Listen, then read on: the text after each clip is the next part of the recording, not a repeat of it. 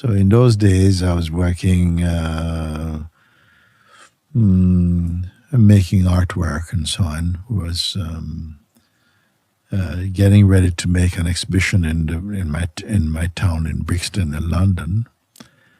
And I came home, and my partner there at the house, she said, "Oh, earlier today, this guy came by, and Afro-Caribbean man came by, and he said, 'Oh, look, could I ask you who made that stained glass in the window?' Because you could see it was a modern piece, not an old piece." And she says, "Oh, my partner made it, and I'd like to meet him because I also make stained glass." And I said, "Okay," that amongst other messages she gave. And I said, "Okay, we'll see." I didn't think much of it. But the evening came, and he did come back, and he introduced himself. "I'm Michael, and I saw the glass earlier, and I really, wanted to meet you," and like this.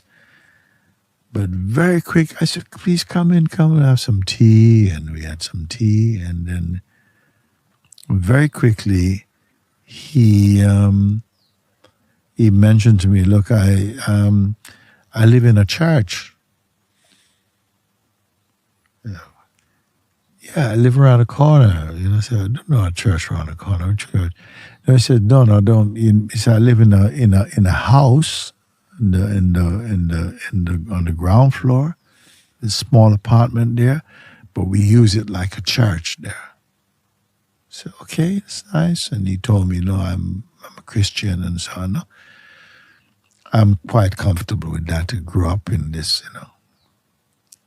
but I liked him. I like his freshness, and he wasn't trying to work on me because I also was used to meeting a lot of Jehovah's Witnesses, and they give you a hard time, all sort of stuff, So, but he was not like that. He came and we had some tea, and I can't say why. I enjoyed his presence. His company felt fresh and likable, And so he said, I said, "Why don't you drop by sometime? We live so close. Come by." And he would come, and over a few weeks he would come, and we'll always end up talking about Jesus and his disciples, and that was his obsession. That was his life, But he was also an artist, and I was putting on an exhibition. I asked him would he want to participate in it, called 5 Caribbean Artists, and he said, yeah, okay. But he was not interested, but he wanted to support me, so.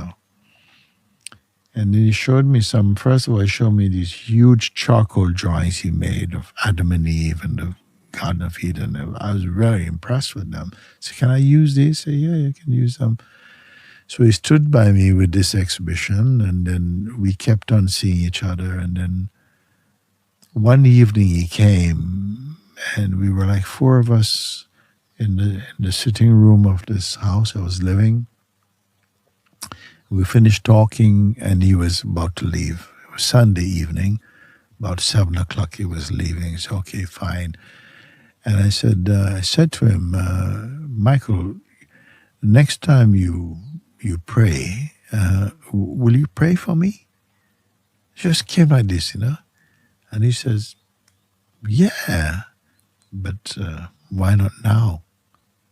So, wow, yeah. So he came over, and I was sitting down. I stood up, and he put his hand on my head. He started to pray. I don't remember what he prayed, but when he was finished praying,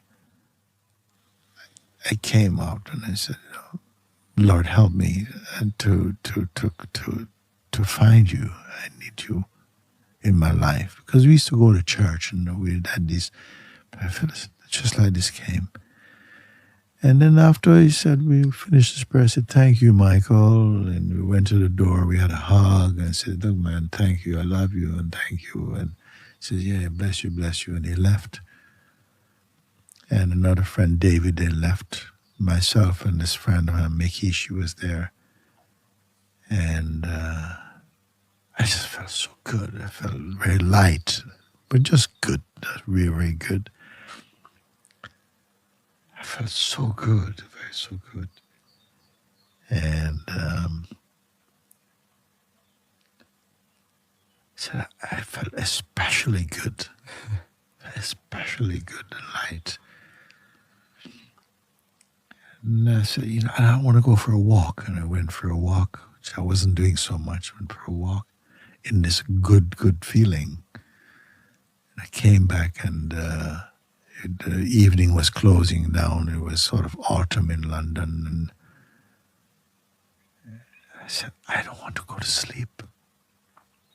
Because I want this to last as long as it can. If I go to sleep, I'm going to lose it in sleep. So I stayed up. You couldn't hold it up. At some point, I fell asleep, went to my bed, slept. In the morning early, I sort of woke up, and all I was aware of was there was a little split in the curtains, and this beam of sun was coming in through the window, and I found myself like looking at all these little dust particles, like I'd never seen the sun like this before. And I realized I was the same inside, like I was, and I was just this amazing peace was there, and it's never gone away.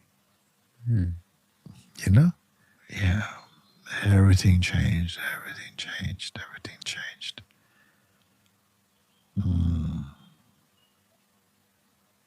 Everything started there. Very profound change. Brought me to India and everything like this. And it's just diversified in this expression.